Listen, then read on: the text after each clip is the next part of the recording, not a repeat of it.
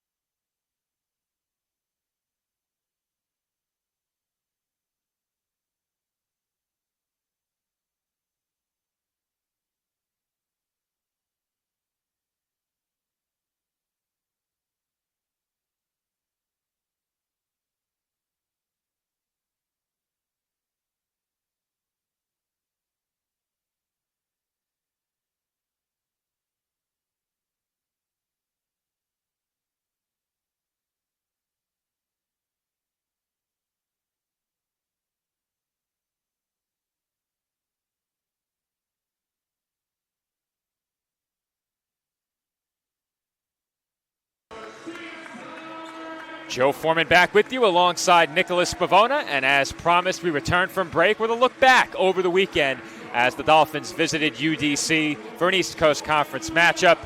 The Dolphins trailed for much of the first half in this game, and in the second half they came storming back. It all started with that Asa Kone slam. And the answer right here, it's an AG3. Goldstein knocks down the three. Aaron Goldstein was big down the stretch in this game. Here you see Joey Poulin powering inside, and Kone with the follow either slams it in or tips it in with one hand, depending on what you saw there. And how about that play right there by Andrew Banting with the left-handed layup?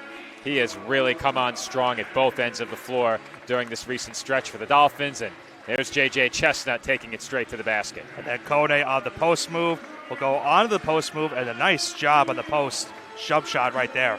Well, Kone has shown he is adept with that post hook. If he's given room one-on-one, he can make things happen on the low block.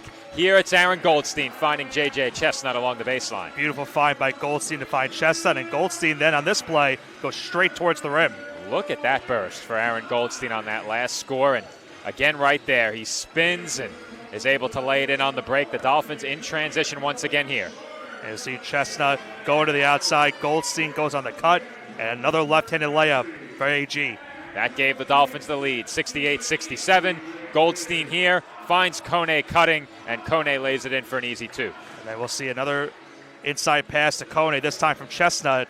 A big-time bucket right there for Kone. Game very much on the line here, and it is a JP3. Joey Poulin from the corner to help the Dolphins seal that win on the road at UDC. The Dolphins pick up the conference win. They are now 2-1 against the ECC, and as the two teams take the floor for opening tip-off, Nick, very quickly, you have the starting lineups. For the Wildcats, number 1, Denham Perkins. Number 3, Jalen Horsey. Number 5, Akeem Taylor. Number 11, Trey Hawkins. And number 33, Justin Perez. For the Dolphins, number 1, Joey Poulin. Number 3, J.J. Chestnut. Number 10, Asa Kone. Number 21, Aaron Goldstein. And rounding out the lineup, number 32, Eric Tynes.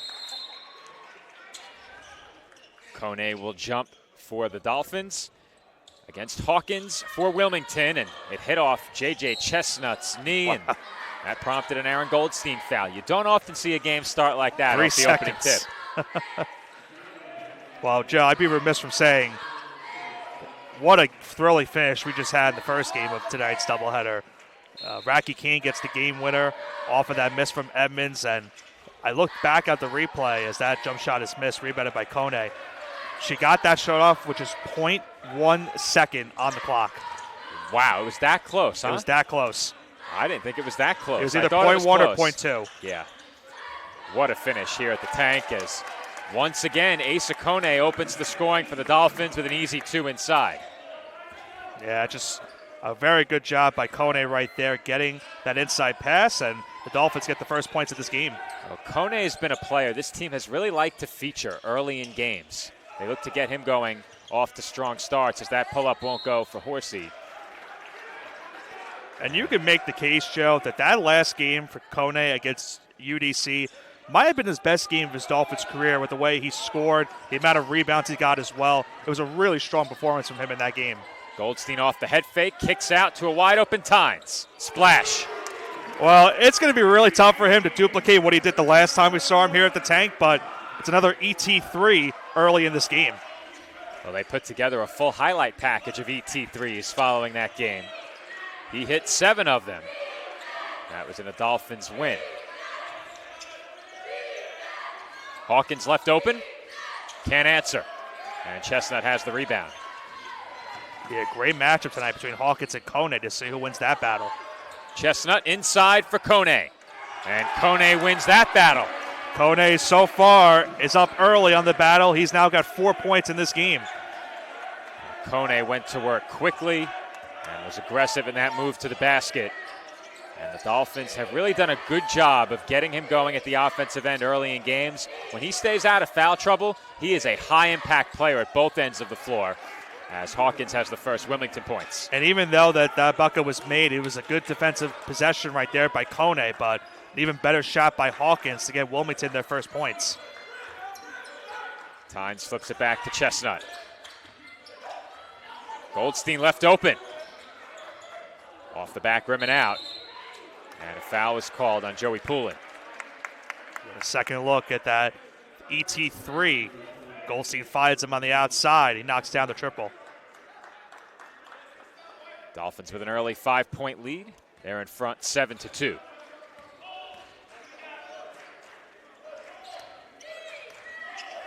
And up on the outside to Perez. Back up top Hawkins. He swings it to Perkins. Perkins defended by Poulin, a fellow number 1. And he can't hit on a really tough shot. It's good to see Poulin back in the lineup as you saw him and gets UDC. And Tynes is a bit too strong on the 3. Outlet up ahead to Perez. Hawkins falling towards the ground. Perkins, way off. And the Fanatics will make him hear about it. Yeah, the Fanatics won't let you get away with that one. They will make their voices heard after every opponent's air ball. No question about it. Yeah, no question. Goldstein with it. Just shy of 3 minutes gone by in the first half as Chestnut was stripped, but it finds Tynes. Dolphins with 15 to shoot. Kone. Hands off to Goldstein. Perkins got a hand in there, but Goldstein controls. 6 on the shot clock. Poulin. No good from the corner. And the rebound was pulled in underneath by Taylor. Perkins outside for Perez off the shot fake. He kicks out. Hawkins wide open. Tried to bank it in, or perhaps didn't try to, but couldn't get that 3 to go. Now Goldstein lost the handle, and we'll bring it back outside. Chestnut kicks out for Poulin. Splash. Poulin knocks down the triple. Missed the last shot, but hits that one to go and put the Dolphins now up by 8. Poulin's been the beneficiary of a lot of open looks from the corners, and the way this Dolphins team can make defenses collapse, he will continue to get those looks. On the drive now, Horsey finishes the tough shot. Yeah, that was a really tough shot. Kone looking for the block, but it's Horsey that wins the battle right there. Chestnut finds Tynes for the short jumper, and he knocks it down. Nice look right there by Chestnut. And in that matchup, last time these two teams played, Joe, Chestnut had 7 assists in that game. So very strong showing in the playmaking abilities from one of these star players for CSI. Hawkins given a lot of room again. This time looks to drive and finishes over Kone. Yeah, really tough finish by Hawkins. I mentioned the numbers he's had this season. Anytime you can average a double-double, Joe, and you're doing it by shooting over 50% from the floor, it's been a really good year for you. How about that pass by Goldstein? As Chestnut couldn't hit the 3, but you said it, Nick. Averaging a double-double, always impressive, and the body control on that last finish was really impressive for a big as well, as that jumper won't go. I believe now he's 1 for 4 to start this game after that last miss. Kone goes to work on Hawkins and can't finish that hook shot. But stand right there.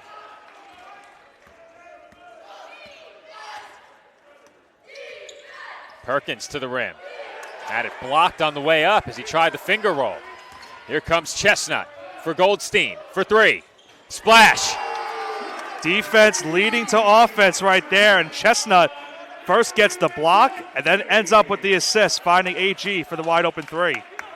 This Dolphins team, as I said during the pregame, Nick, they've been really fun to watch this year, and the way they play on the fast break is a big reason why. Perez all tied up. Couldn't get the bank shot, but Hawkins all alone for the offensive board and putback. Yeah, just too easy for Hawkins right there. No one defending him inside of the paint, and he gets the easy putback. Chestnut off the crossover was blocked on the floater.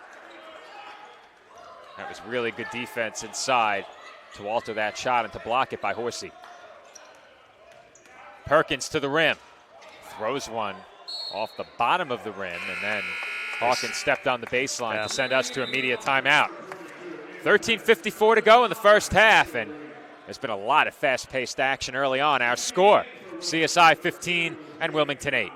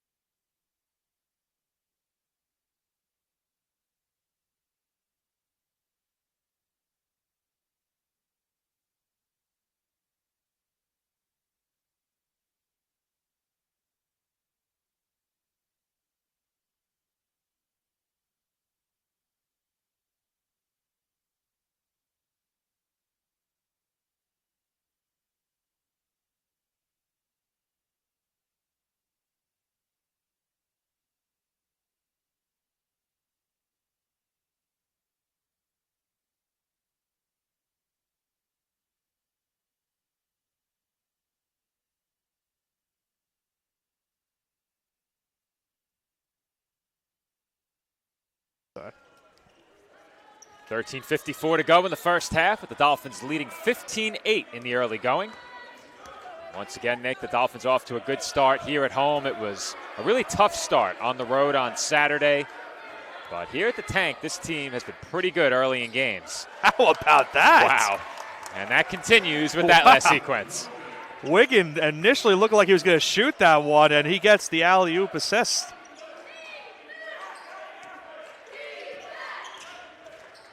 That pass was tipped. Taylor feeds inside. Hawkins doubled. No problem. Hawkins just using his body on that one, and that's been a big reason why his numbers have been like that this season. He's the double-double figure, the field goal percentage mark. It's been all about using the body control on that play.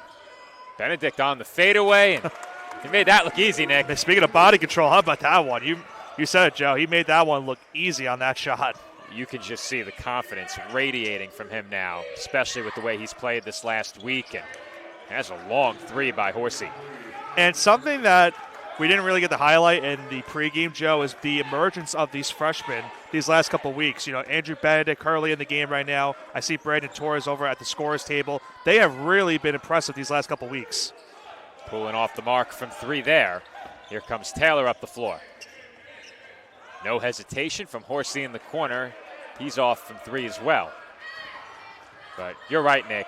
These newcomers to this men's basketball program, not even just the freshmen, but players like Tynes, who have joined this team this year with previous experience, all of these newcomers have been so big for this Dolphins team. And we've mentioned the step forward that many of the returners have taken. I'm not sure the step forward that those players have taken is possible without the newcomers, as Wiggin rattles in the pull-up. And speaking of guys that have really been developing over this last year, how about Mitchell Wiggin this season? Nice alley-oop assist earlier, and he knocks down that mid-range jumper. Well, you look at every returning Dolphin who's been asked to assume a bigger role this year, every single one of them, without exception, has stepped up in a big way. And it's made all the difference for this team as Perkins hits the step back. And it really gives TJ Tibbs and his coaching staff a lot more confidence in subbing players in and out. Because if these players continue to keep developing over this rate, it's going to give them a good opportunity come later in the season that they can use all these guys. And Goldstein buries the deep three. Well, we've seen that before, Joe. He shot that one from another area code. AG with another triple in this first half. Well, we've spoken about it before. Past Dolphins teams under TJ Tibbs have really made a splash, perhaps pun intended. There was definitely a pun intended on that.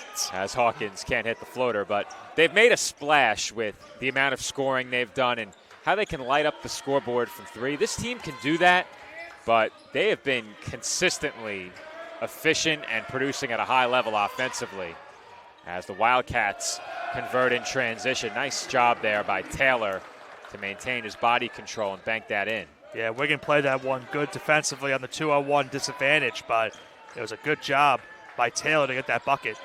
Benedict had it poked away from behind. He finds Poulin, and Poulin lays it in. Look what I found. I found Jolie Poulin right underneath the rim. He's done it all, hasn't he, this last couple of weeks? Yeah. 2 double-doubles for Benedict and a nice pass right there to Poulin. That's a nice feed, and the Dolphins are forced to foul. You're okay with that foul if you're the Dolphins. Get a second look at that last triple from Aaron Goldstein right at the fin. Knocks that one down. That's become a normal occurrence, Nick. Yeah. Dolphins hitting shots from well beyond the arc, and that one good as gold yet again. An AG3 on that last replay as the Dolphins take a 9-point lead into this timeout. 10:15 to go in the first half.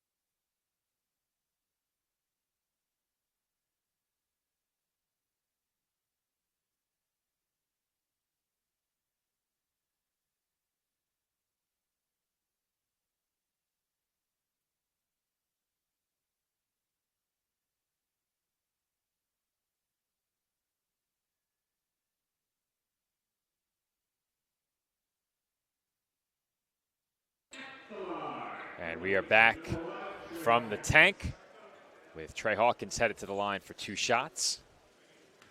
Dolphins have scored 26 points in under 10 minutes to begin this game.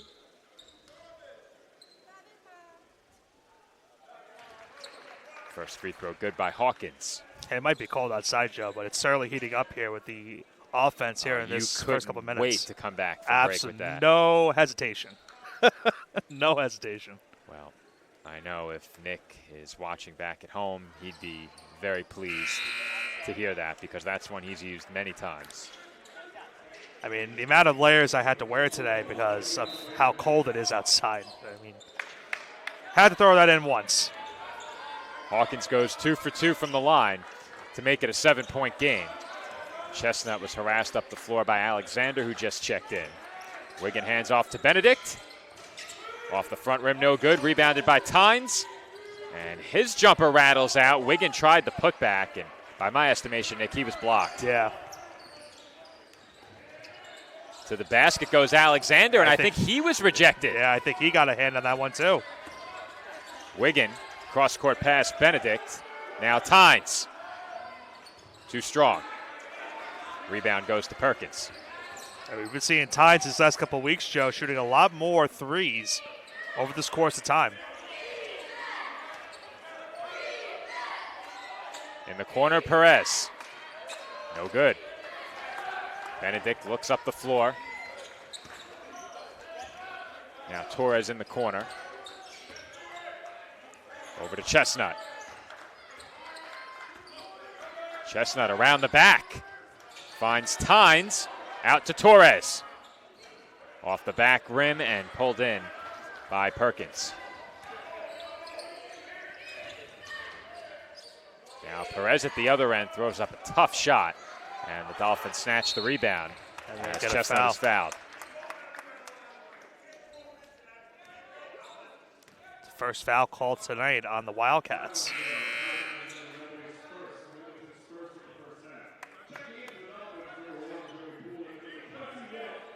There have been very few stoppages in this game, Nick. It has been a fast-paced, back-and-forth game early. That's the game I like. Well, we had one of those in the first game, with the exception of that first quarter. Right. But the women's game was one that if you missed it, it's worth a watch. Go back and check it out as Torres has the lay-in. I mentioned the emergence of Torres this last couple of weeks, and a nice job by him after a missed attempt of a steal. He goes right towards the rim and gets the lay-in.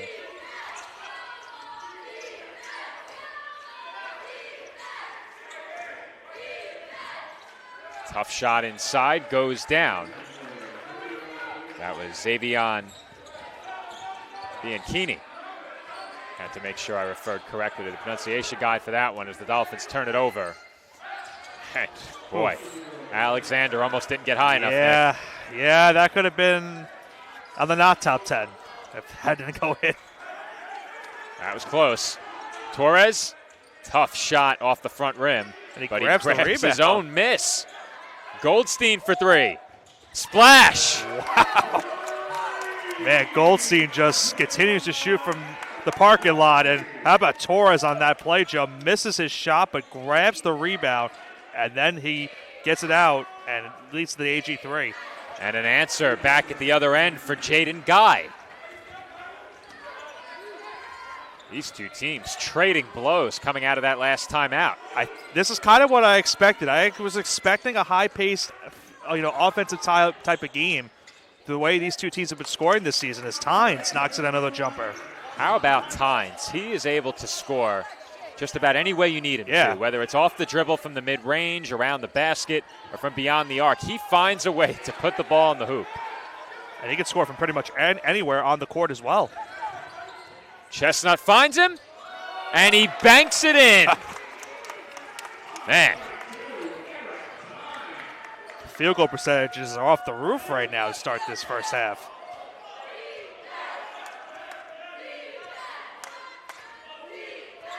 Just over 6.5 to play in the first half. Dolphins with a 9-point lead. Tie up inside, and Guy was forced to go up with a tough shot, and Somehow he grabbed his own miss in traffic and put it in. The Dolphins bench, if you saw it, Joe, they were mesmerized as how did they not get the rebound? Yeah, that's they one were you very have to confused. have. Tynes out to Chestnut. He spins, and he finishes the floater. Put a little bit extra on that spin move right there. The nice floater by Chestnut. Strong move by J.J. Chestnut. Puts the Dolphins ahead by 9.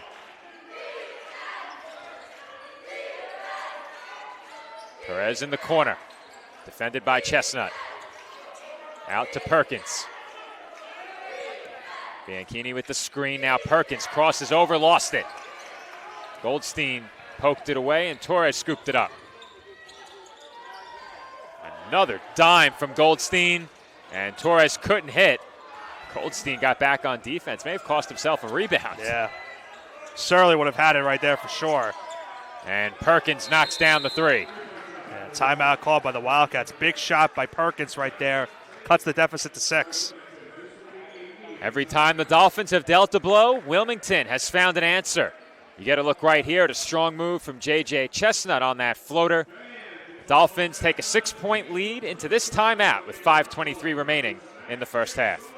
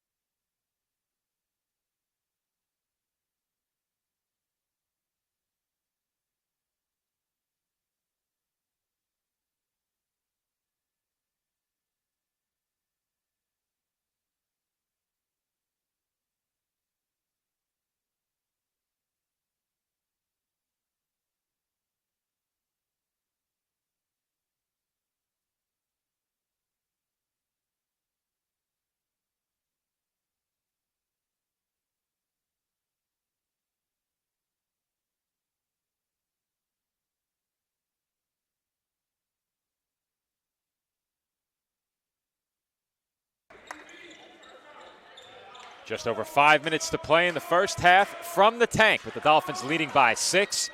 It's been a very entertaining first 15 minutes or so in this one, as we had a foul away from the ball. And to our point before, Nick, not very many stoppages in this first half. Outside of the media timeouts, we've seen just a couple of free throws, and that's about it. Only 2 free throws attempted in this game.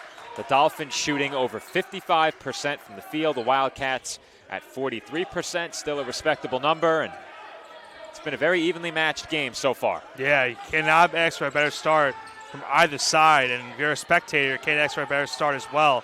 But a very fun, action-paced first half. This is Goldstein, step back 3. No good, Poulin with the rebound, can't finish the reverse, and Kone's putback was stifled, but I think that was a good no call there. TJ Tibbs didn't think so. Yeah, the Dolphins bench was pleading for a foul call right there. I thought they trapped the ball, Nick, but could be wrong. There's a nice feed inside and the throwdown by Bianchini. Nice feed and a nice job on the dunk right there. Good give and go. Puts now the Wildcats within 4. Wilmington very slowly drawing closer and closer in this game. The Dolphins jumped out to an early lead of double figures. This is Kone. Had his pass tipped and stolen. Good job right there by Horsey. They had an open 3 on the outside. Pull-up jumper is good. That's Jaden Guy making it a 2-point game. And Nick, I misspoke. The largest CSI lead was 9. Never quite reached double figures. Very close. Almost. That was your chance to say gotcha. As Goldstein can't connect from 3. I would never do that. Smart man. You would do that, though. Oh, yeah, I certainly would. It's one of the perks of being in charge. That's true. Corner 3. gives the Wildcats the lead. How about this run now by Wilmington? That triple now puts them on top for the first time. Akeem Taylor from downtown.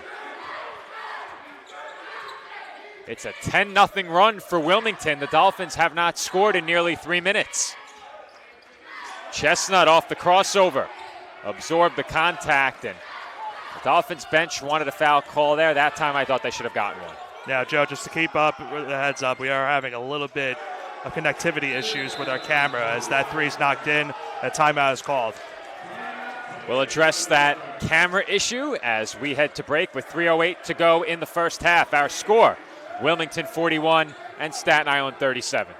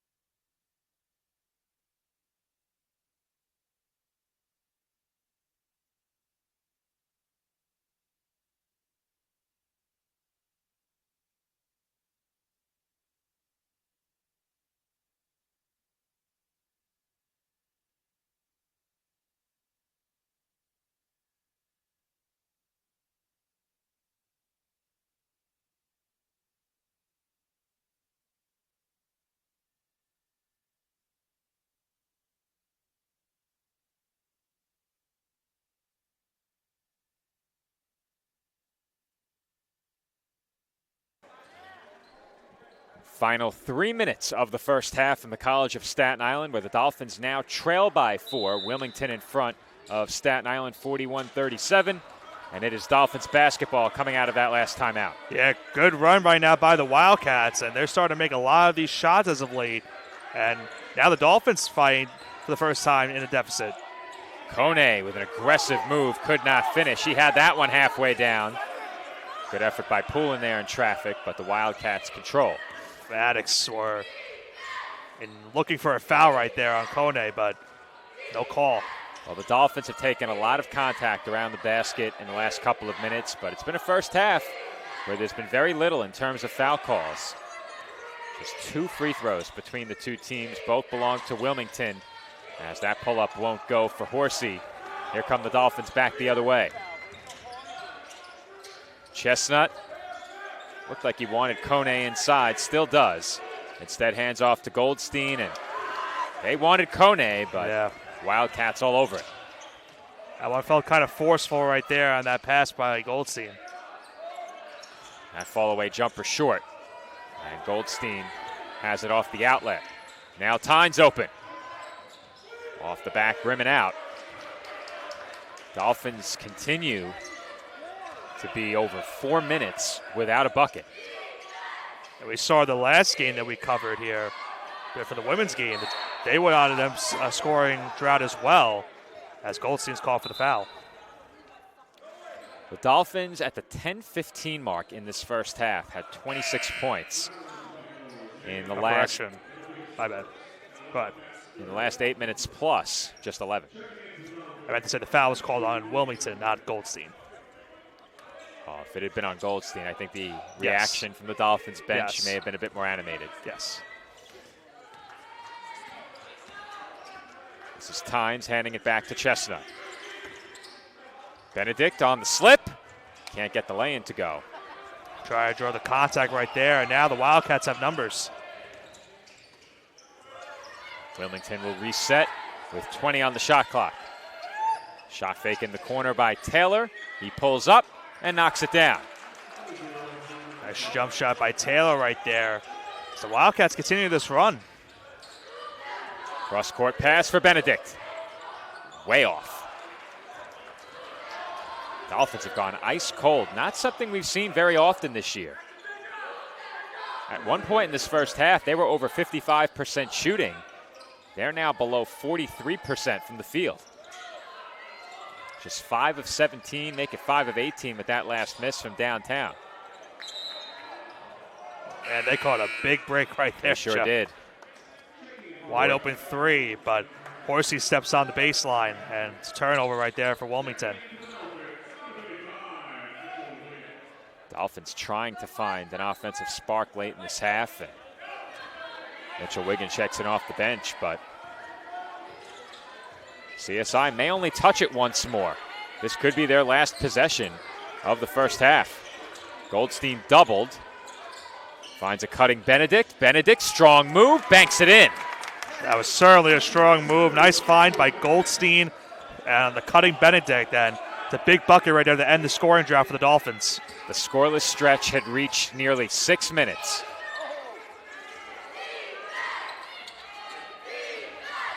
On the drive, Perkins kicked out, and in the corner, Horsey hits the three. Long heave off the ceiling column. Now they pointed to the ceiling as if that would draw a whistle. It did not. It did not. And we head to halftime with the Dolphins trailing 46-39. I'm joined on the floor by men's basketball head coach TJ Tibbs for the TLC Physical Therapy Halftime Report when we come back.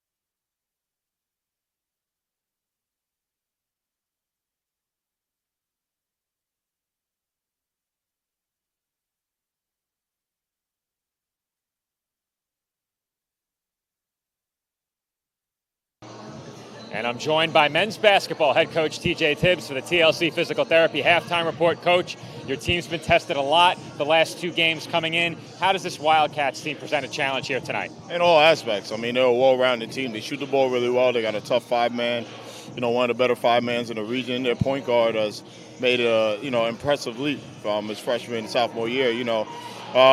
We played them last year. We played them, 2 times before. Dan is one of the best coaches in the region. I have a lot of respect for him, and their program's ready to go. They're coming off a big win. It's a tough team to play against, and it's a couple of runs. They made the last run in the first half, hit a bunch of good shots, but we got to do a little bit better job in transition to make it a little bit tougher for them. They finished the first half strong. How do you turn things around coming out of the locker room in the second half? Our group is competitive, so, we're in a game. So we're in a game with a good team. We're not surprised. It could be, 7 points. It could be 7 points either way. It could be a tie game. It's a really good team. So we got older guys in there. They're going to get the group together, clean up some of the stuff. I got to be better for the group. And then we just expect a great second half. Always room for improvement, Coach. Best of luck in the second half. I got you to smile. I still don't have my pullover, but we'll wait. TLC Physical Therapy Halftime Report with men's basketball head coach TJ Tibbs. Dolphins trail by 7 at halftime.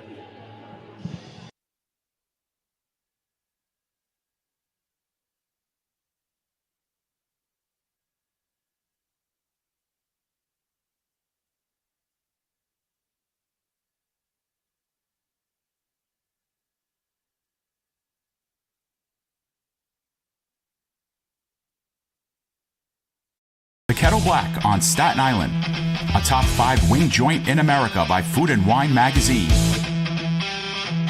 Serving daily lunch and dinner at the bar or on the floor. Perfect for family and group parties with top shelf drink and delicious food.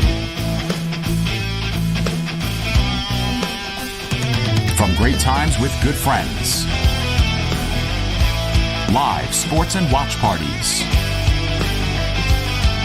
to Staten Island's hottest nightlife. The Kettle Black features live music and DJs weekly. The Kettle Black features daily and nightly food and drink specials. The best Staten Island has to offer is at the Kettle Black. We'll see you there at the Kettle Black, located on 415 Forest Avenue, Staten Island.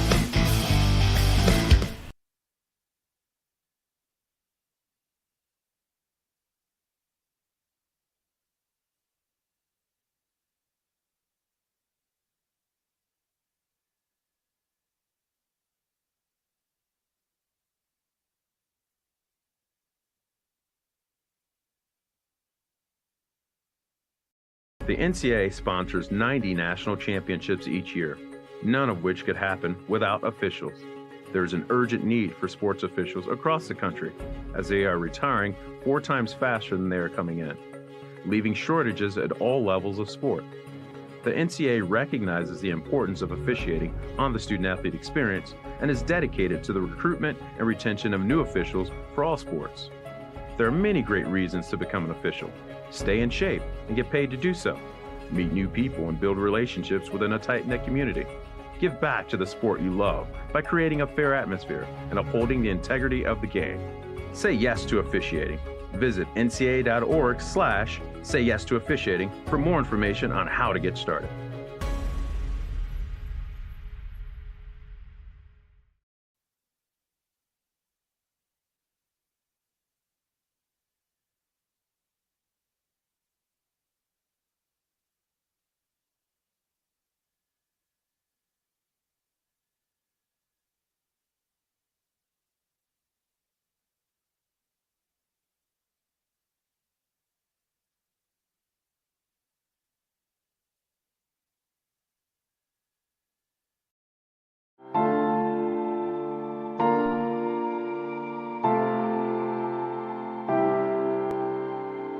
We've learned a lot from him, and we've probably learned more from him than he's learned from us.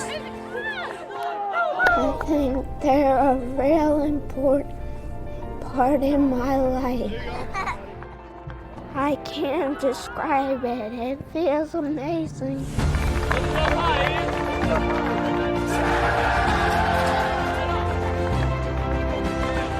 Team Impact is a national nonprofit that connects kids living with serious and chronic illness with college athletic teams, forming lifelong bonds and life-changing outcomes. Break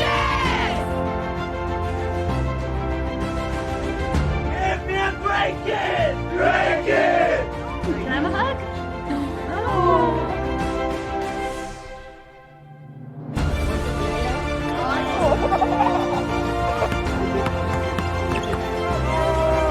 What's your favorite subject? Math.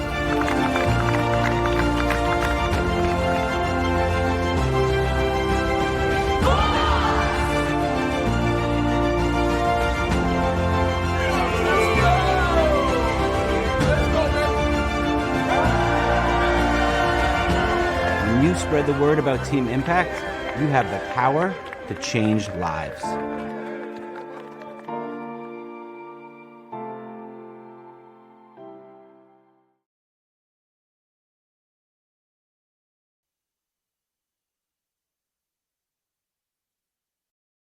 That's a timeout on betting. It completely changed the game, and you didn't even notice. Let me break it down for you. Betting ads are applying full court pressure and getting you to play the game. Many of you are falling for it and losing big money. Addiction is happening in some more than others. Now players are getting harassed by bettors. And we all know that's not how the game is won. So it's on us to be good teammates and draw the line to stay ahead of betting consequences.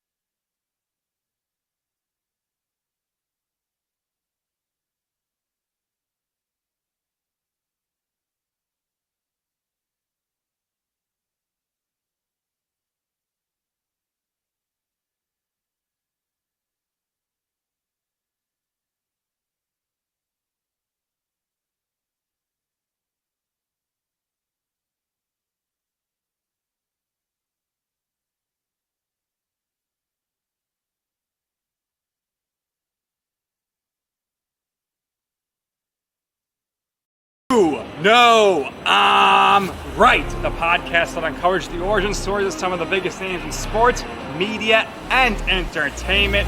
Nick Durst here along with Joe Calabrese. Here we are, 200 episodes later, about 150 episodes with guests, our friends, soon to be your friends. Well, it's pretty clear, Joe, that it's all about You Know I'm Right, the podcast. That's my You Know I'm Right moment.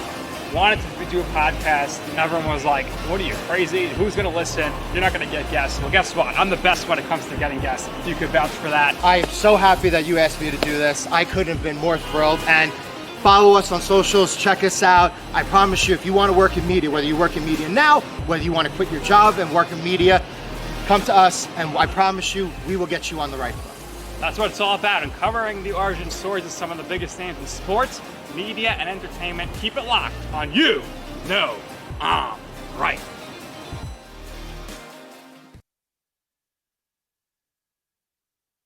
Team Impact, we pair kids who have been sidelined by serious illness and disability with college teams from across the country. What's up, big man? You good? It's more than a single-day meet and greet or photo opportunity.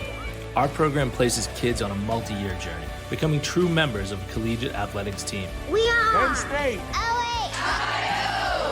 From signing day to game day. I can't describe it. It feels amazing.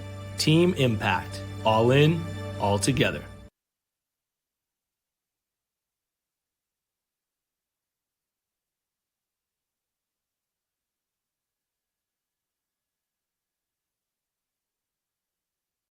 Sports fans, we pack stadiums, arenas, and local gyms every day. And every sports fan is uniquely human. Seeing each play with your own eyes, triggering your own emotions. And as humans, we won't agree on every call, but we can act with empathy and consideration. So put yourself in the official shoes. Be more than a fan. Be officially human.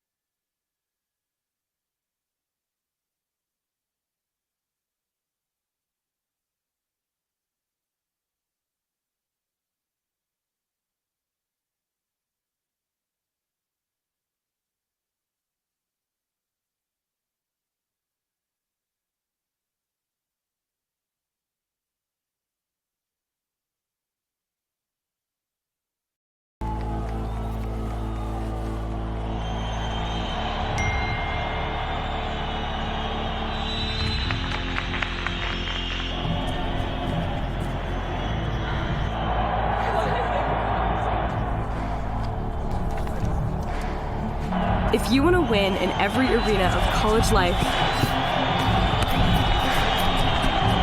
go D2. Make it yours.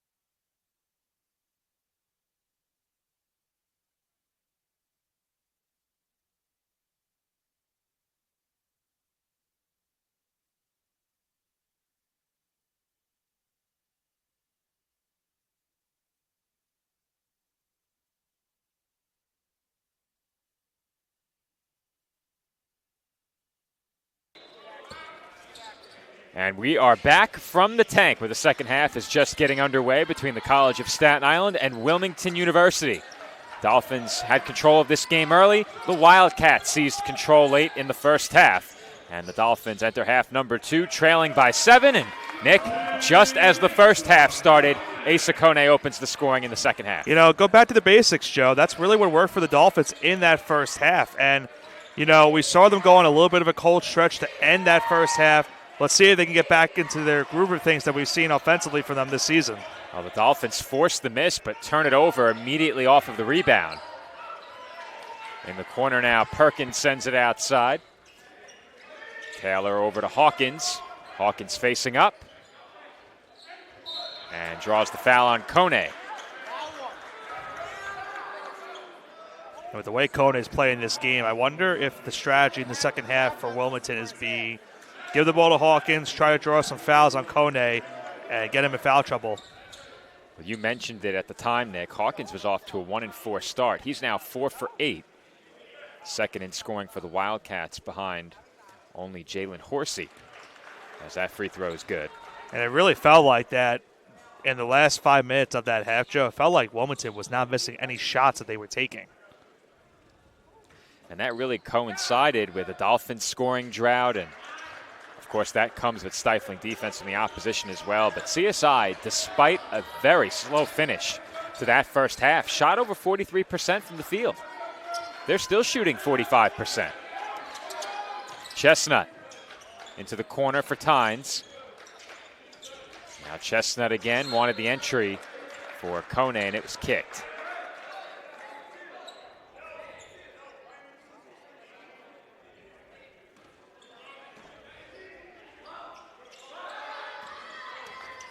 Chestnut left his feet to make a dangerous pass. Now Kone, tough shot, and a foul call. Well, we saw on the other side Hawkins drawing the foul on Kone, and this time it's Kone drawing the foul on Hawkins.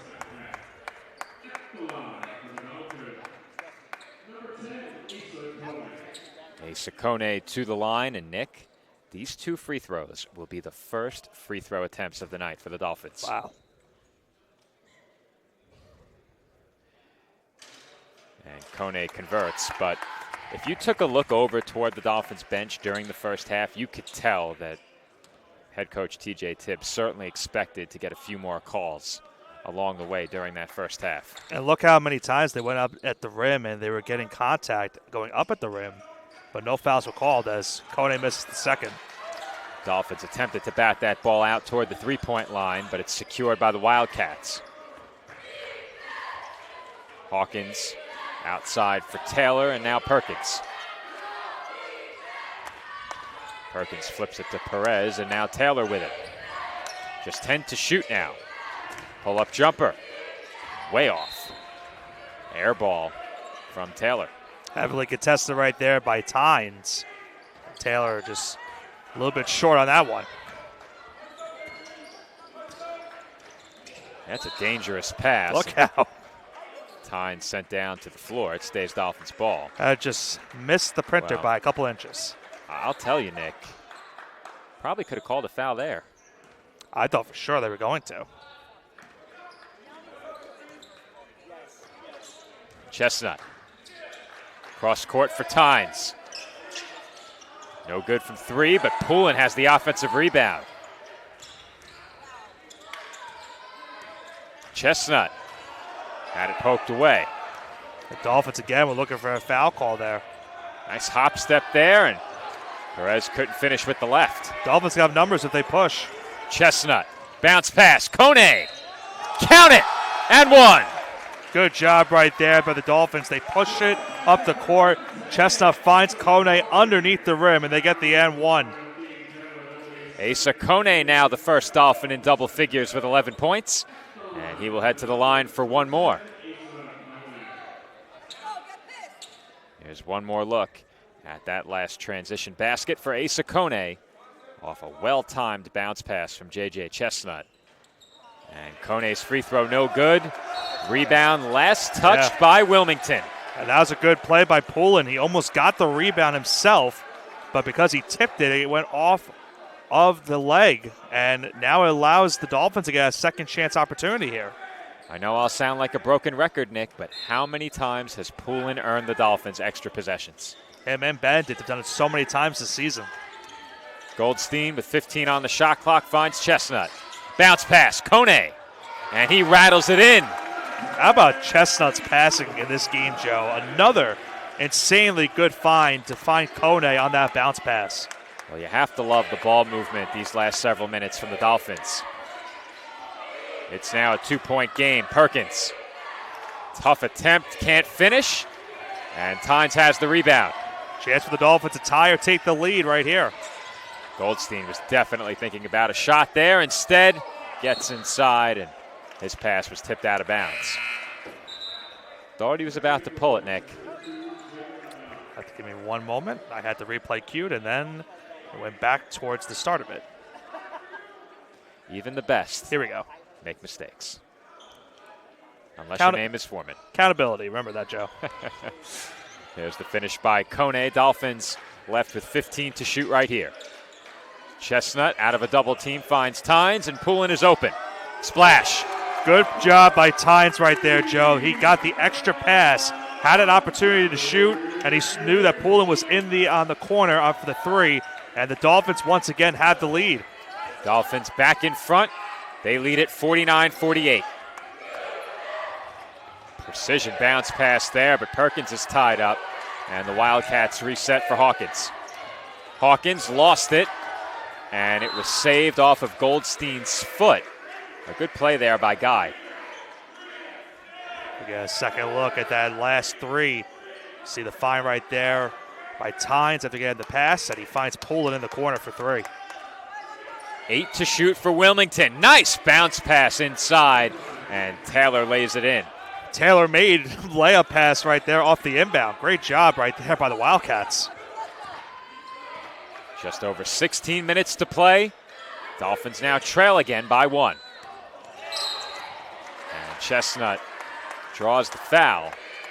And you could see it, Nick. The Wildcats are really taking advantage of how this game's been called. They are playing very physical defense, swarming the ball handler. As you get one more look at that last score. Yeah, the physicality has certainly picked up these last few minutes. Chestnut with it. Now Kone right back to JJ. Chestnut into the corner. Tynes with space. Knocks it down. It's another ET3. He knocks down that triple. And the Dolphins now up 2. Dolphin fans looking for a foul call right there. Tynes now 5 of 10 with 12 points. Pull-up jumper for Taylor goes once again. Nice jump shot by Taylor. He's had himself a nice night scoring. Taylor now with 11 on 5 of 8, and he seems to really like that mid-range pull-up.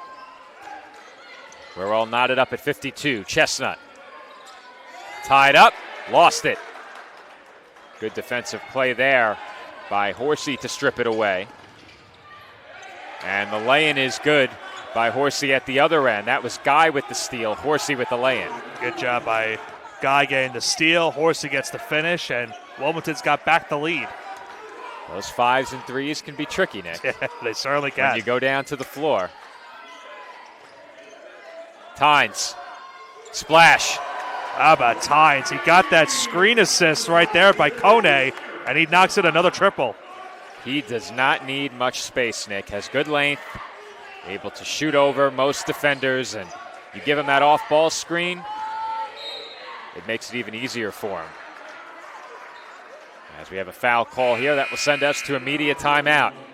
It did not take much space for us to get another ET3 for Tynes. He's now 3 of 7 from beyond the arc, 15 points to lead all scorers, 6 of 11 from the field, and the Dolphins lead it 55-54.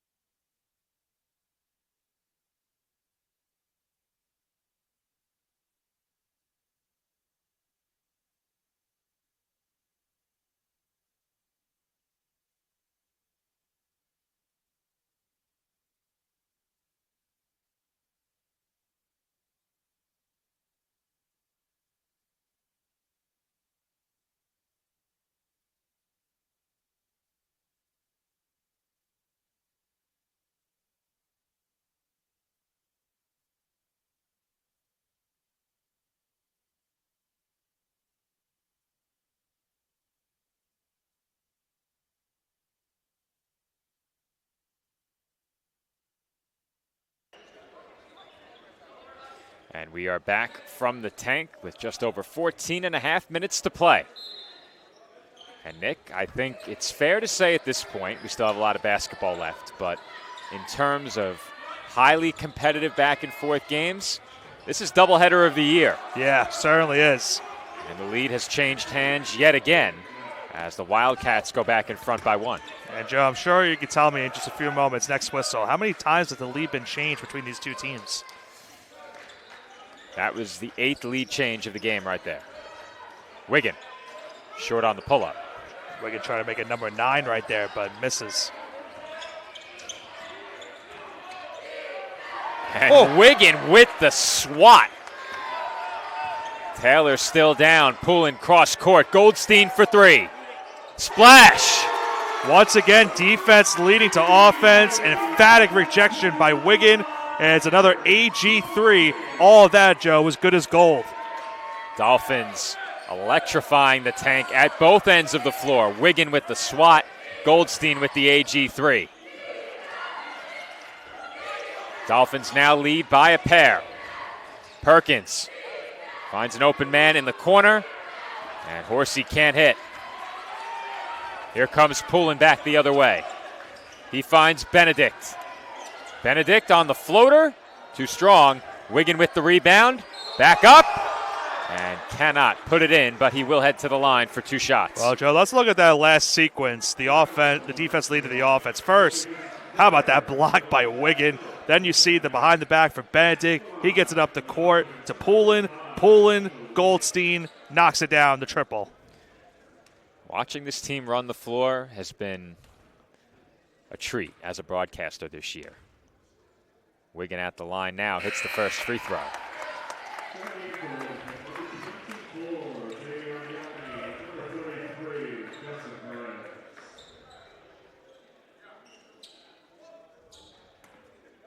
After going down hard, Taylor heads to the bench. Justin Perez in to replace him as Wiggin goes 2 for 2 from the line, and the Dolphins now lead it by 4. And Poulin has the steal. Nice defensive play by Poulin as he pickpockets right there, Perkins. Relentless pursuit by Poulin. Benedict wanted the entry for Kone. Instead, it's a kick out to Wiggin for 3. Splash! And a timeout called by the Wildcats as Wiggin knocks down the 3. And the Dolphins are starting to heat up again, Joe, like we saw in the first half. They sure are beginning to catch fire. That last 3-pointer, number 10 for the Dolphins in this game. They are 5 of 6 from downtown here in the second half. And it all started with that defensive play from Joey Poulin. Goldstein, Benedict. It ends up on the other side of the floor. Poulin to Wiggin for 3. And we head to break with the Dolphins leading 63-56.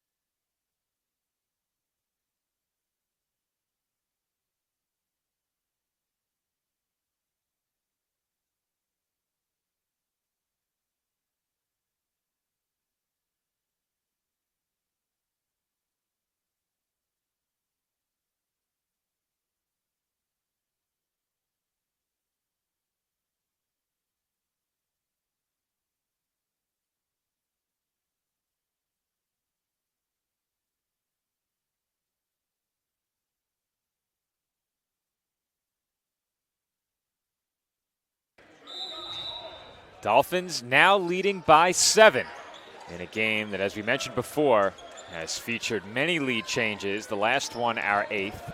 The live stats beat me to it, Nick. So when I said 8, it was 7. Oh, okay. Our crew just too good at their jobs over there. Sam and Joe killing it on stats as that was poked away from behind, last touch by the Dolphins. This has been one of those definition, Joe, games of game of runs, it feels like, between these two teams. It really has been that kind of game. Now, Nick, I'm going to need you to do me a favor.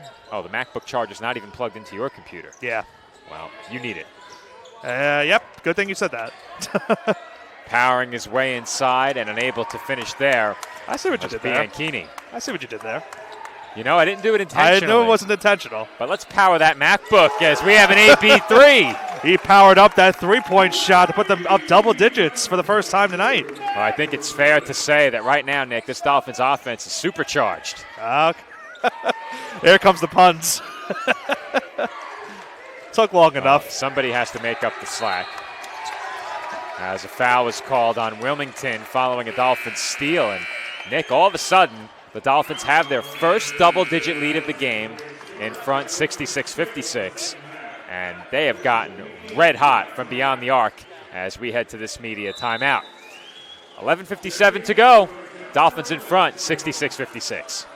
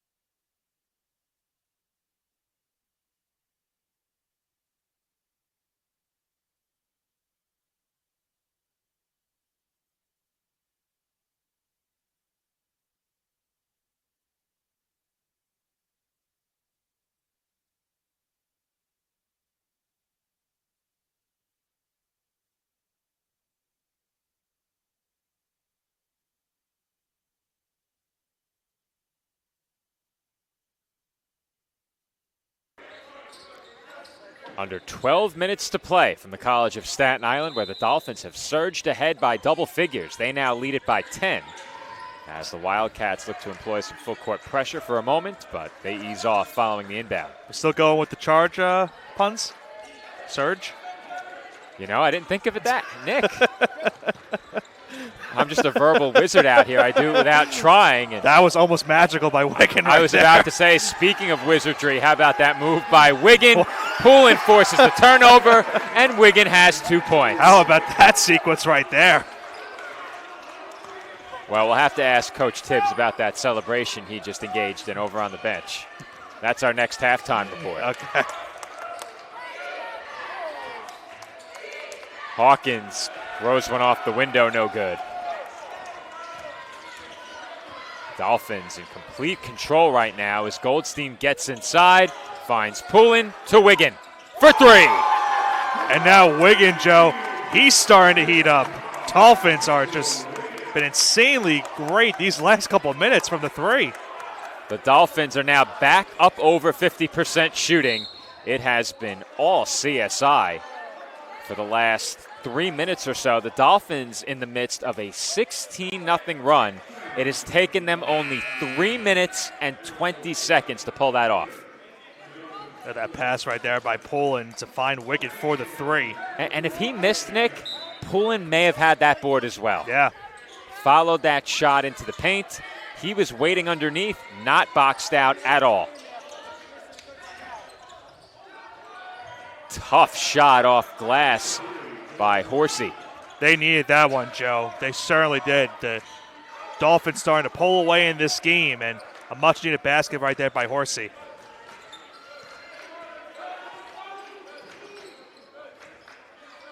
Chestnut for Kone.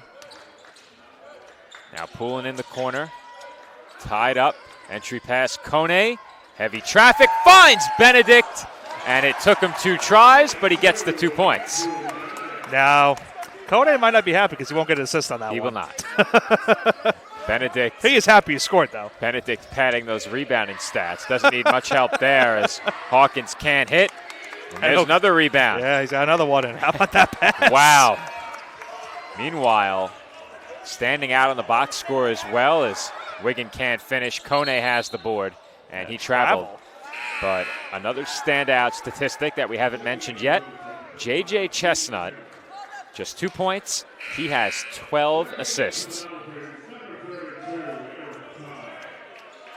I'm trying to look back at that celebration you were talking about with TJ earlier, but I don't see it. It looked like he was combing the hair on the I side see it. of his head. I see it now. I saw it now. As somebody who has quite a bit of hair, arguably too much at this point, I can relate to that celebration in practice. But well, I don't think that's what that was. I'll make a point about that next whistle, but nice jump shot right there. You were getting compared to Benedict Cumberbatch from the Avengers. Well, the difference is, on screen, I'm fairly certain he's wearing a wig of some kind. I don't think that's his natural hair. Unfortunately for me, all of this hair is natural at the moment. And it's getting a bit unkempt. We're going to have to dial it down a bit. As the lane at the other end is good for Guy. And the Wildcats, off a Dolphins miss, put 2 on the board immediately.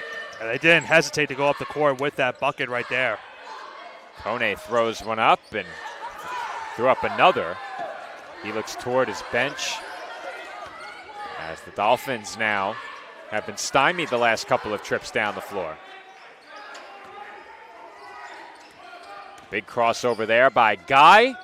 And how did he put that one in, Nick? I'm not sure. Well, I mentioned wizardry before. Yeah. There's an example right there. Wigan can't finish with the left, but the putback is good. Good follow through by Wigan after the initial miss. Dolphins go back up double digits. You blink and you miss 2 possessions in know. this game, Nick. They're not making it easy for me trying to gather replays. Well, should the Dolphins win, I'm the man who has to put that all together into highlights. Yeah. And we got a lot of highlights to go from our women's game as well earlier tonight. Bad news. Could be a busy night of putting together highlights for me. Good news. These 2 games have been lightning quick. Yeah. And able to hang and hit there was Horsey. And all of a sudden, the Wildcats appear to be right back on track offensively. Yeah, Horsey with a nice and one right there, drawing the foul on Poulin, and now he'll have a chance of a 3-point play upcoming right here. It's back to a single-digit game. And, Nick, it's not often you say that a team that was shooting 50% from the field needed to get back on track. But that last make, Wilmington is still shooting 50% from the field. The difference is the Dolphins have hit 12 threes. The Wildcats have hit just 6. Yeah. Good free throw. Makes it an 8-point game. 75-67 our score with 8 minutes to play. Tynes for Chestnut. And he had it poked away from behind. I believe that was Horsey that knocked it out. Taylor for Perez. He kicks it into the corner. Taylor back outside. Perez for 3. No good.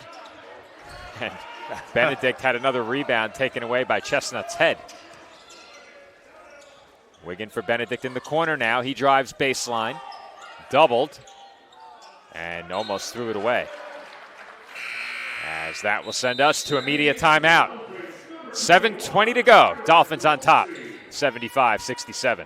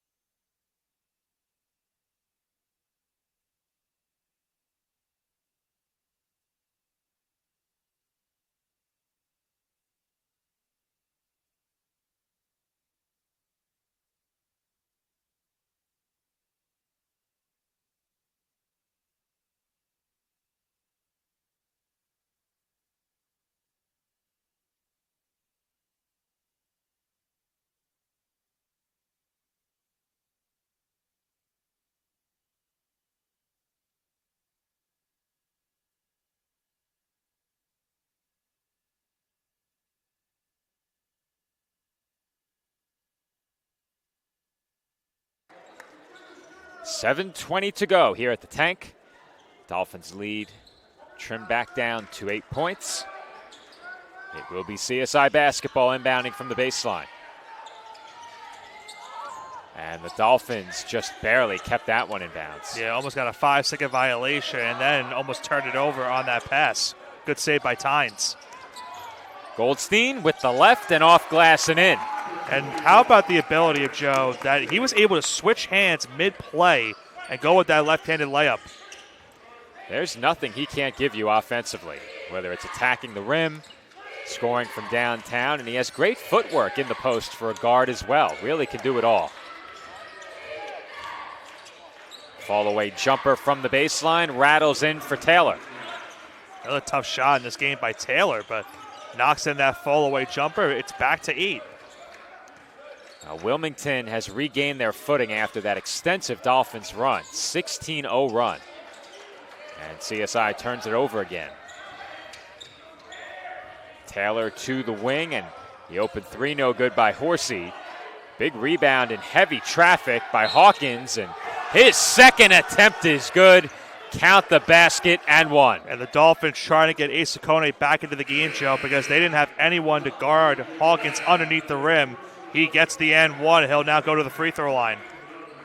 Hawkins had, I believe it was 4 rebounds before that sequence. Not sure if we captured that entire sequence of rebounds and shot attempts yet in our live stats, but Kone on the glass has 7 rebounds. Benedict also with 7, as the free throw is good, and that makes it a 5-point game. Officially, Hawkins now with 7 boards.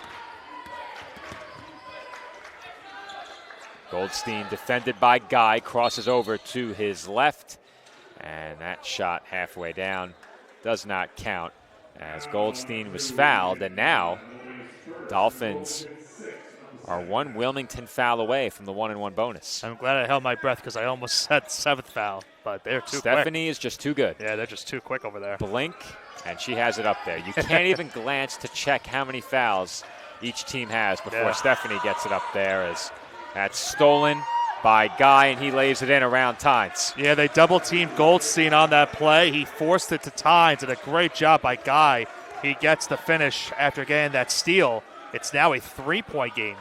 Credit to the Wildcats for this fight here in the second half.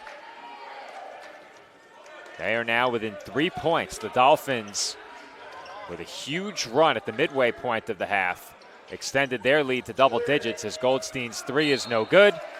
Rebound last touched by the Wildcats. And it goes to show you, Joe, you talked about it earlier with the amount of overtime games they've had this season. It really makes sense why they've had so many of these close games and so many games go into overtime.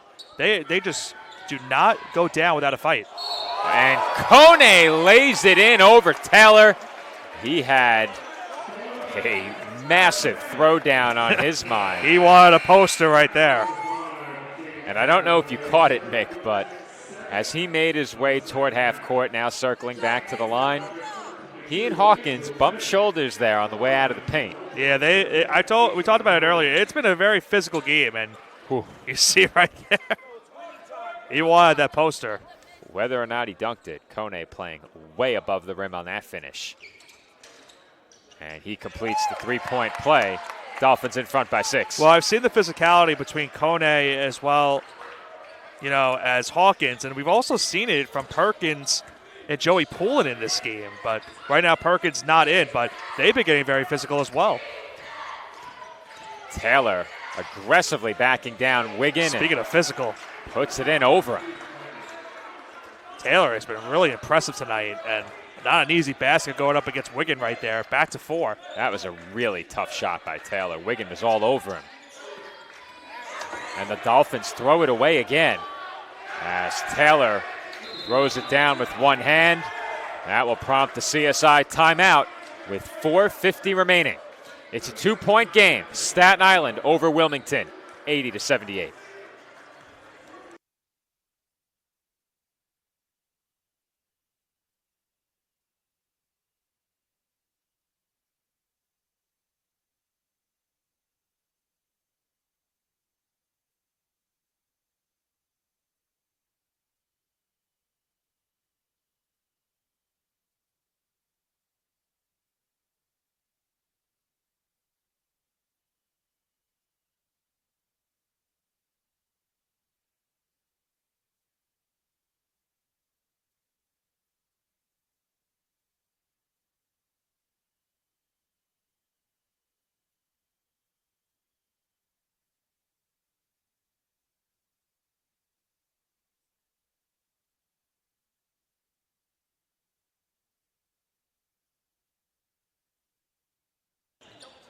Inside of 5 minutes to play from the tank, with the Dolphins leading by a pair.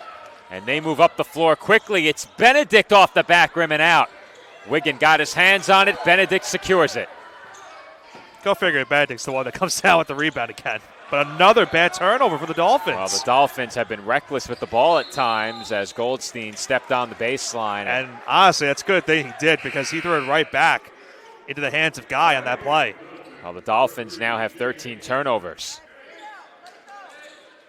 It's been very sloppy these last couple minutes for CSI. They're allowing Wilmington to get back into this game. In the corner, Horsey faked it as the Wildcats work it around the perimeter. This is Taylor, who has 19 points. Working inside on Wiggin.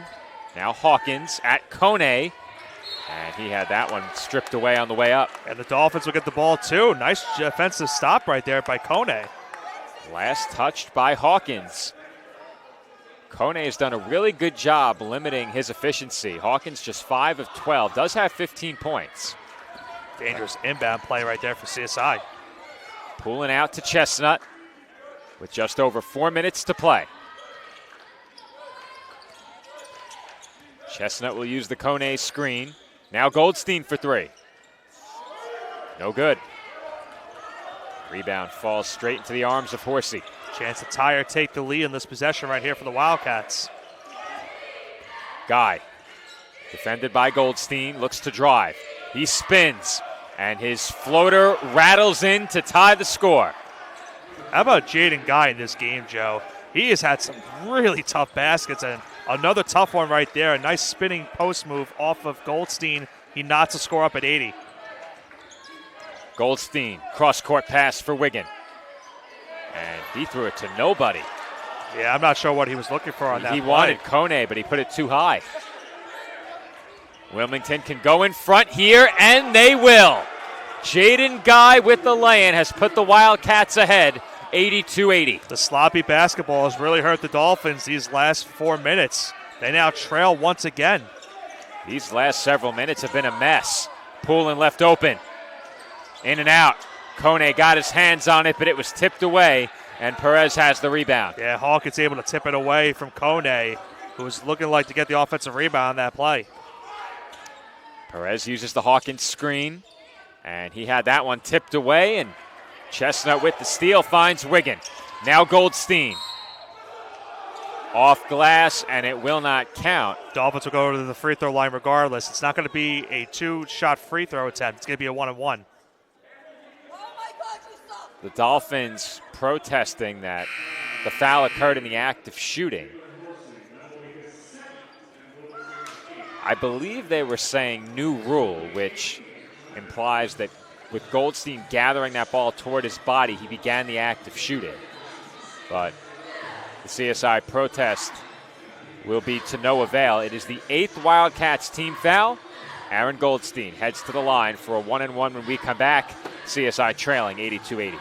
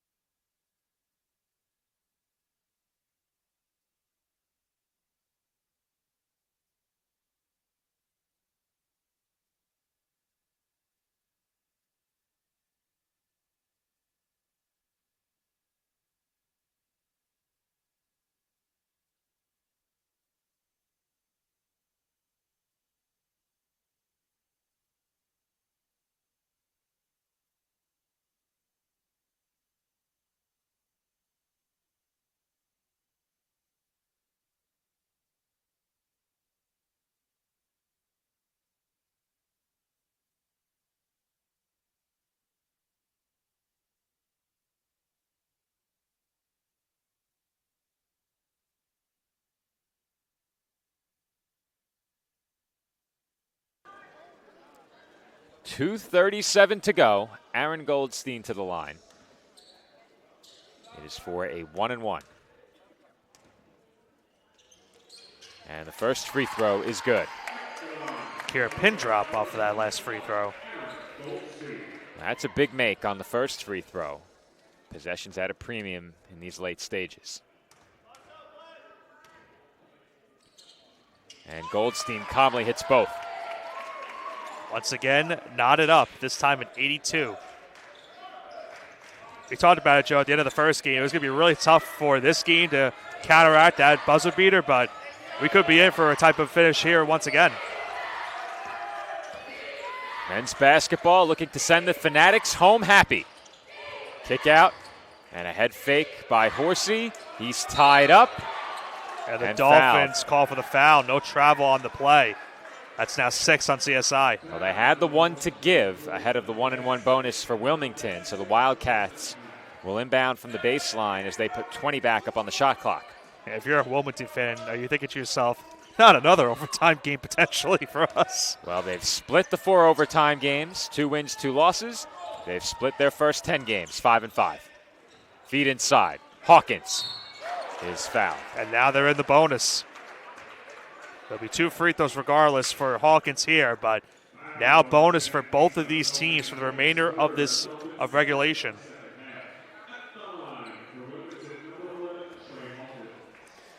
So Trey Hawkins will head to the line for 2 big Wildcats free throws. And he hits the first. It was kind of ironic when I looked at the box score from last year's game, how both teams had the exact same free throw shooting mark in that game. They both went 20 of 22 in that matchup.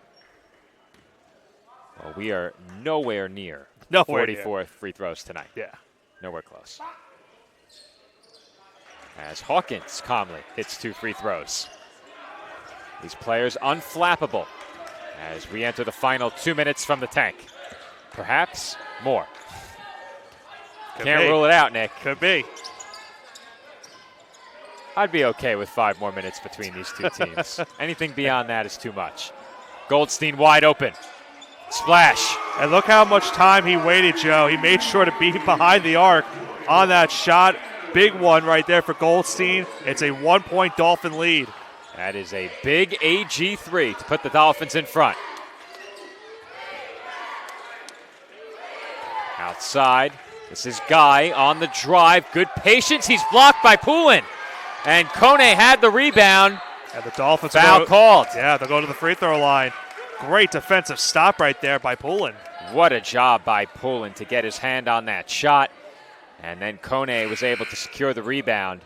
As you said, Nick, Goldstein took his time, got behind the line, and buried the 3. He will head to the line. 2 big free throws right here. This will be another 1-1 as the Wildcats have 19 fouls.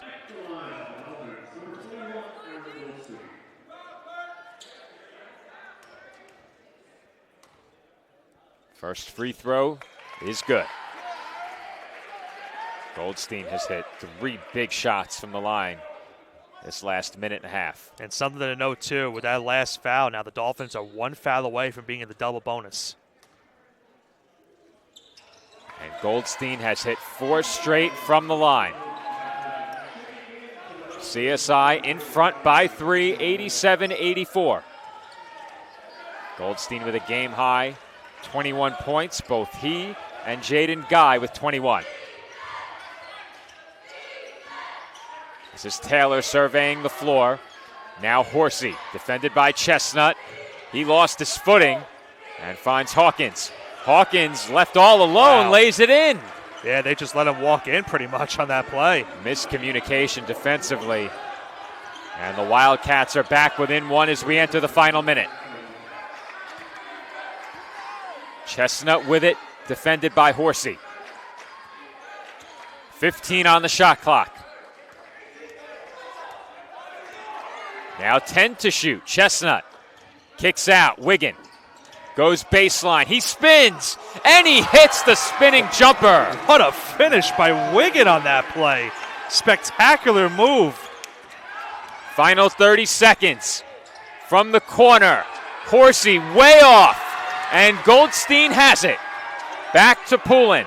Back to Goldstein. Gotta get it up the 17 court. on the clock. Chestnut. Bounce pass. Wiggin. And he is fouled. What a wild sequence, Very Nick. wild.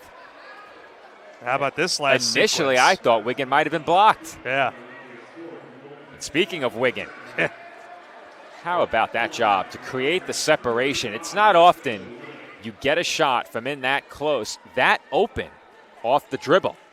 And I was curious what the Wildcats were going to do there, Joe, because they did not have to go for the 3 that early. Could have maybe gone for a quick 2 to try to set something up, but they go for the 3. It was heavily contested by Chestnut. They was well short, and now the Dolphins have a chance to go up a 2-possession game right here. And Wiggin does make it a 2-score game.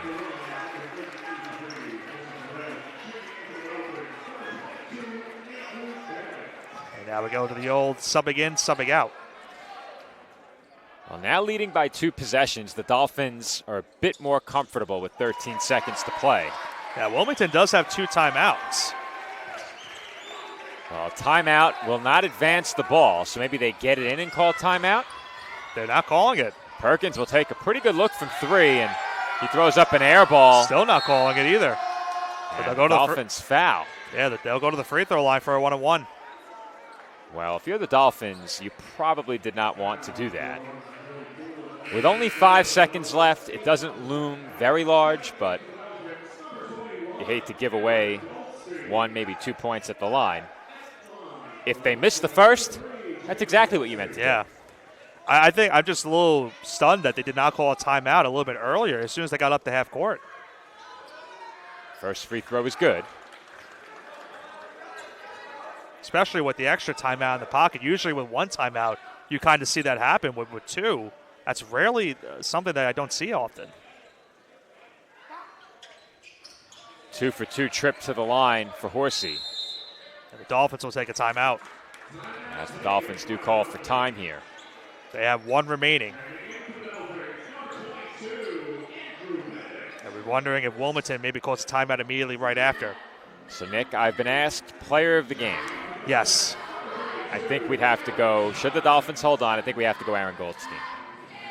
You have the box score in front of you, so I'll take your word for it. Yeah, 5 of 10 from 3, 21 points. That leads the I Dolphins think, in scoring. Yeah. If not him, I look towards Mitchell Wiggin, too. I think Wiggin that was option number 2, but Goldstein's been just as efficient with the 5 threes, so I think he gets the nod this time.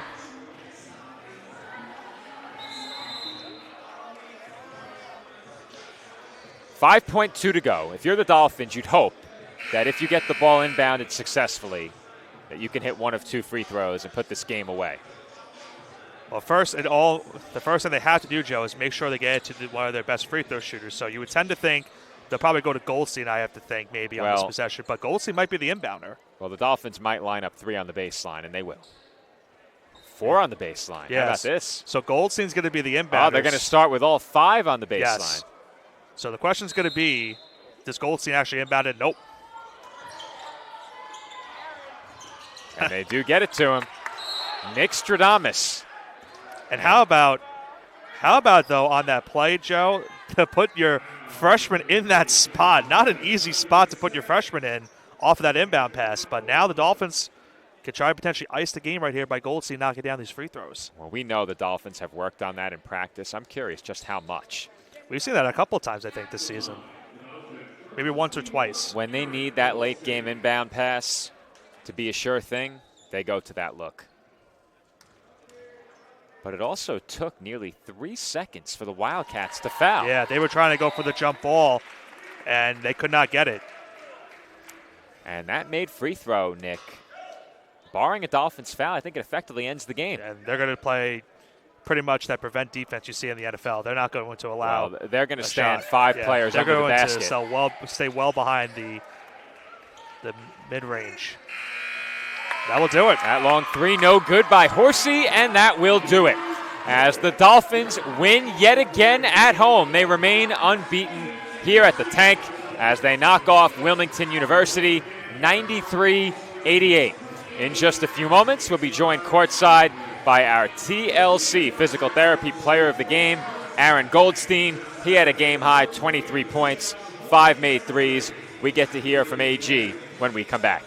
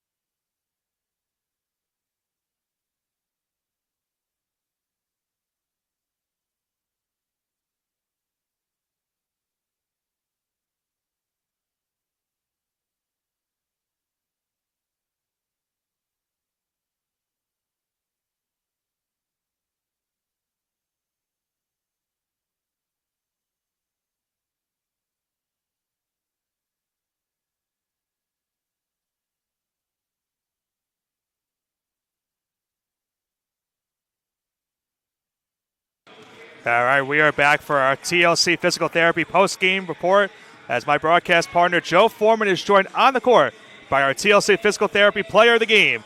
Welcome, Aaron Goldstein. And we're joined on the court by our TLC Physical Therapy Player of the Game, Aaron Goldstein and AG. This team's been tested down the stretch in each of the last 2 games. How has your team been able to execute late in games and come away with back-to-back wins? I would definitely say our toughness. Our toughness, we ramp it up. We ramp it up when we're down. We like adversity. We love it. We don't love it, but we're not going to shy away from it. You know, this team, we fight. Joey Poolins, Mitch crashing, deflecting balls. I mean, gritty win. We keep battling when we're down, and it was a great win. And how much of the equation is effort? We see your guys diving on the floor for loose balls, creating extra possessions. How much of a factor is that game in and game out? It's huge. I mean, game in and game out, like you said, diving on balls, getting loose balls. We need that. When our shots are on falling, we need that to get our offense going. Our offense has been great lately, but it starts on the defensive end. So when we get deflections, when we dive on balls, and we get out in transition, our transition offense is amazing. So that helps us on offense and our defense. When we're getting on balls like that, it's great. Now, this team has not yet lost the game here at home. How aware are you of that, and how important is it to remain unbeaten here at the Tank? It's very important to stay undefeated at the Tank. I mean, the fans, they come out, support us every night when we're here. What are we, 5-0 now here? I believe so. Yeah, it's great. Home court advantage is huge. We love it here, play great here, and there's nothing better than the Tank. Well, if it isn't 5, it's 6. Either way, it's a job well done. Aaron Goldstein, our TLC Physical Therapy Player of the Game. Thanks for joining us, Aaron. Go celebrate the win. And Nick, back over to you. All right, thank you, Joe, and thank you to Aaron Goldstein, our TLC Physical Therapy Player of the Game.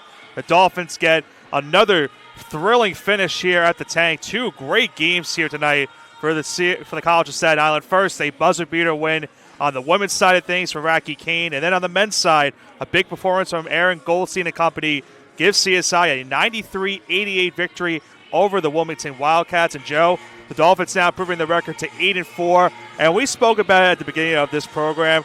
The sky is the limit right now for this team, the way they're playing so far over these last couple of weeks. Well, I was trying to get a quick look at the team's home record.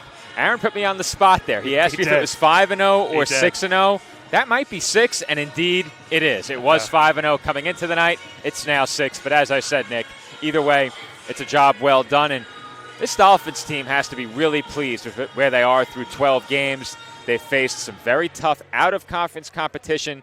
They've faced a team that's been near the top of the ECC for much of the last decade plus in St. Thomas Aquinas College. They pushed them to the limit. And not only do they still have some tough games against non-conference teams coming up, but they still have the big games in conference play looming, a couple against Damon, another against Stack, and plenty more home basketball to play ahead of the new year. The Dolphins are back here twice more before the calendar turns to 2026. And if the Dolphins can end 2025 on a win streak and maybe pick up one more to begin the new year, you then re-enter conference play riding high We don't want to get too far ahead of ourselves, but for a team that has done a really good job closing here at home, you have to feel pretty good about the chances to put together another win streak and to head back into conference play in early January feeling good about where you are. Yeah, I mean, and I talked about this earlier too, Joe, where what's really been thrilling to see from this team is that they haven't had to be reliant on one or two players or even the starting five to get the job done. They are a well-balanced team from top to bottom. They've used their role player guys as well off the bench to really big minutes. Andrew Benedict and Brandon Torres got some minutes tonight that really helped them off the bench. Mitchell Wiggin was a really big star off the bench as well here tonight. And that's something that we've seen all season from this team. Now it's all going to come down to, can they finish this year off strong, go back into the new year and start conference play back off and try to keep this going. As you mentioned, they play a team in Stack that was in the Sweet 16 last year of the NCAA tournament, and they played into a thrilling finish in that game. If that gives any indicator of what this season could be for this team, as I mentioned, the sky could be the limit for this Dolphins squad. Well, Nick, we are back at it on Saturday. Men's basketball back in action here at home against Holy Family University. We'll have that game for you back here on CSI Sportsnet, as always, streaming exclusively on Flow College. But until then, this has been Joe Foreman alongside Nicholas Bavona. Our final score in tonight's men's basketball non-conference matchup, the College of Staten Island 93 and Wilmington University 88. As we said, Dolphins back at it on Saturday. Join us here at the Tank or tune in live on CSI Sportsnet, streaming on Flow College. Until then, everyone enjoy the rest of your Wednesday night, and thanks for watching.